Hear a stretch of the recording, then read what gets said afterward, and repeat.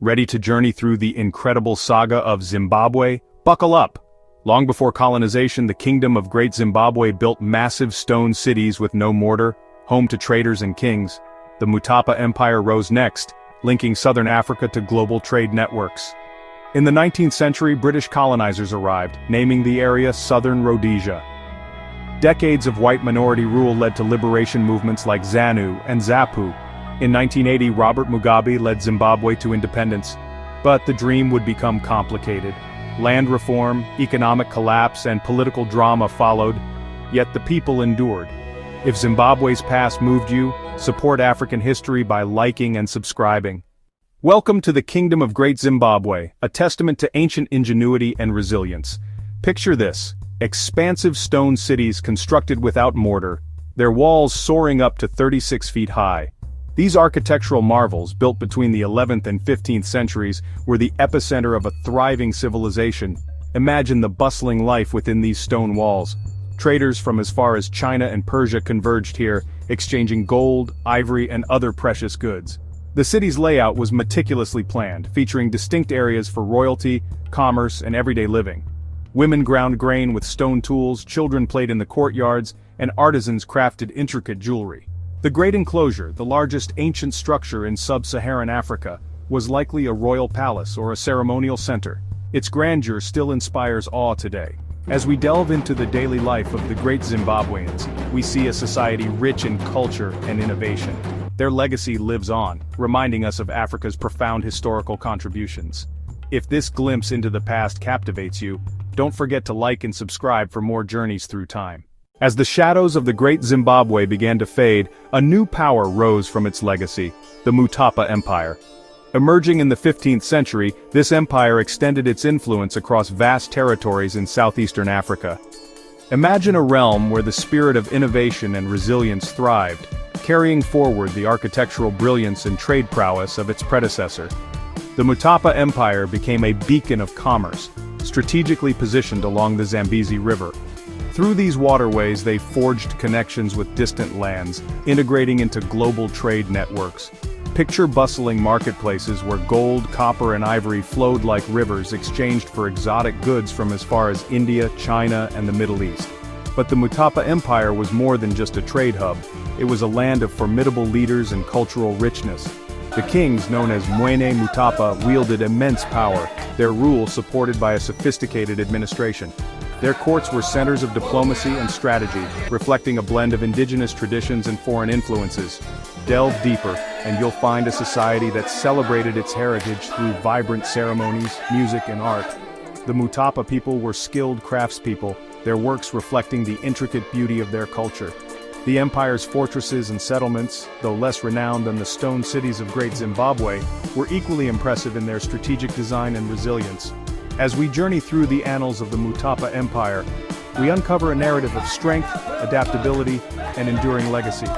A story that reminds us of the profound impact of African civilizations on global history. If this exploration of the Mutapa Empire intrigues you, make sure to like and subscribe for more fascinating dives into the past. As the sun set on the Mutapa Empire, a new chapter in Zimbabwe's history began, a chapter marked by profound change. The late 19th century saw British colonization reshape the region's social, economic, and political landscape. Cecil Rhodes and the British South Africa Company established Southern Rhodesia, driven by mineral wealth and strategic advantage. Imagine a land teeming with promise, yet shadowed by foreign domination. The establishment of Southern Rhodesia in 1890 brought sweeping changes. Traditional societies were disrupted as land was expropriated for European settlers. Colonial rule imposed new laws that undermined local customs. The impact of British colonization was profound and far-reaching. Economically, the region saw the development of a dual economy. Large-scale farming and mining ventures benefited settlers, relegating the indigenous population to labor roles. Vast tracts of fertile land were cultivated for export crops, while local farmers struggled. Socially, the colonial era brought significant changes. Racial segregation entrenched inequalities that persisted for decades. Education and healthcare systems were often inaccessible to the majority of the African population. The cultural landscape was altered as colonial authorities imposed European norms. Yet, amid these challenges, the spirit of resilience and resistance endured. The seeds of nationalist movements were sown, as Zimbabweans began to organize and advocate for their rights. The struggle for independence was long and arduous, fueled by the desire for self-determination. Reflecting on the colonial era, we see the complexities and contradictions of this period. It is a story of exploitation and resilience, of loss and hope, a chapter that has left an indelible mark on Zimbabwe's history and continues to shape its present and future. If this exploration of Zimbabwe's colonial past has captivated you, don't forget to like and subscribe for more insightful journeys through history. As the shadows of colonial rule loomed large over Zimbabwe, the seeds of resistance began to sprout. The late 20th century saw a fervent struggle as liberation movements emerged to challenge oppressive white minority rule. ZANU and ZAPU stood out, embodying a nation's yearning for freedom. Imagine a landscape thick with the spirit of defiance and the call for justice. These movements galvanized the masses, uniting them under a common cause.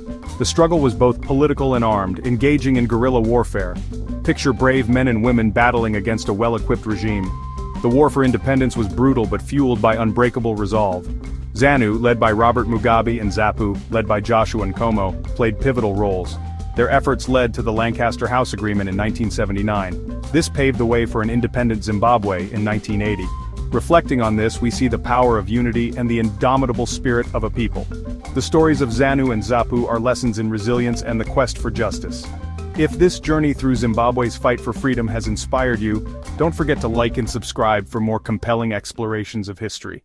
As the sun rose on April 18, 1980, Zimbabwe stood on the threshold of a new dawn. The air was electric with hope and anticipation as the nation celebrated its hard-won independence. Robert Mugabe emerged as the first prime minister, symbolizing the fight for freedom. Imagine the jubilant crowds, their faces alight with dreams of a prosperous future. Mugabe's early years focused on healing and development. He championed education and healthcare, leading to remarkable improvements. However, the euphoria of independence soon gave way to complex challenges. Corruption and mismanagement widened the gap between rich and poor. Zimbabwe's journey is one of resilience, dreams realized and deferred. If you found this exploration insightful, like and subscribe for more historical journeys. As the dawn of independence gave way to the harsh light of reality, Zimbabwe faced a series of formidable challenges that would shape its modern identity. The ambitious land reform policies intended to rectify colonial-era inequities became a flashpoint of controversy and conflict. Picture once thriving farms, now seized and redistributed, often leading to mismanagement and decline. The agricultural backbone of the nation began to crumble, triggering a cascade of economic repercussions. The economic collapse that followed was staggering. Hyperinflation soared to unprecedented levels, rendering the Zimbabwean dollar virtually worthless. Imagine the daily struggles of ordinary Zimbabweans, queuing for hours for basic necessities, their life savings evaporating before their eyes. The once promising economy was now a shadow of its former self, marred by unemployment and poverty. Political drama intensified the turmoil. Mugabe's grip on power tightened, and his administration became increasingly autocratic. Picture a nation where dissent was met with repression, where political opponents were silenced, and where the promise of democratic governance seemed a distant dream. The international community responded with sanctions, further isolating Zimbabwe and exacerbating its economic woes. Despite these dark times, the resilience of the Zimbabwean people shone through. Grassroots movements and civil society organizations emerged, advocating for change and holding on to the hope of a better future. Imagine the determined faces of activists, tirelessly working to rebuild their nation from the ground up. As we analyze the modern struggles of Zimbabwe, we see a nation grappling with the legacies of its past and the complexities of its present. It is a story of resilience amidst adversity, of a people striving to reclaim their future from the shadows of economic collapse and political strife. If you found this exploration of Zimbabwe's journey insightful, please like and subscribe for more in-depth narratives and historical journeys. Amidst the turmoil and adversity, the spirit of the Zimbabwean people has remained unbroken. Imagine communities coming together, neighbors helping one another despite the scarcity of resources. The resilience of the Zimbabwean people is a testament to their indomitable will and unyielding hope. In the face of hyperinflation and economic collapse, ordinary citizens found innovative ways to survive and support their families.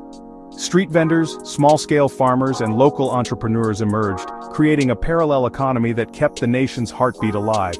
Picture bustling markets filled with vibrant colors and sounds, a symbol of the people's determination to thrive against all odds. Education, too, became a beacon of hope. Despite the challenges, parents prioritized their children's schooling, understanding that education was the key to a better future. Imagine students walking miles to school, their faces bright with the promise of what lies ahead. Teachers, often working without pay, continued to impart knowledge, driven by a sense of duty and hope for the next generation. Grassroots movements and civil society organizations played a crucial role in advocating for change. Picture the tireless efforts of activists, organizing rallies and spreading awareness, their voices echoing the collective desire for a brighter tomorrow. These movements became the backbone of a society striving for justice and equality. Cultural heritage and traditions also served as a source of strength. Festivals, music, and art flourished, providing solace and a sense of identity. Imagine the rhythmic beats of traditional drums, the vibrant dance of performers, and the rich tapestry of Zimbabwean culture, all coming together to reinforce a sense of community and belonging. Even in the darkest times, the Zimbabwean people have shown an extraordinary capacity for hope and resilience. Their story is one of courage, innovation, and an unwavering belief in a better future. As we reflect on their journey, we are reminded of the power of the human spirit to overcome even the most daunting challenges. If you found this exploration of Zimbabwe's enduring spirit inspiring, please like and subscribe to support African history and discover more stories of resilience and hope from around the world.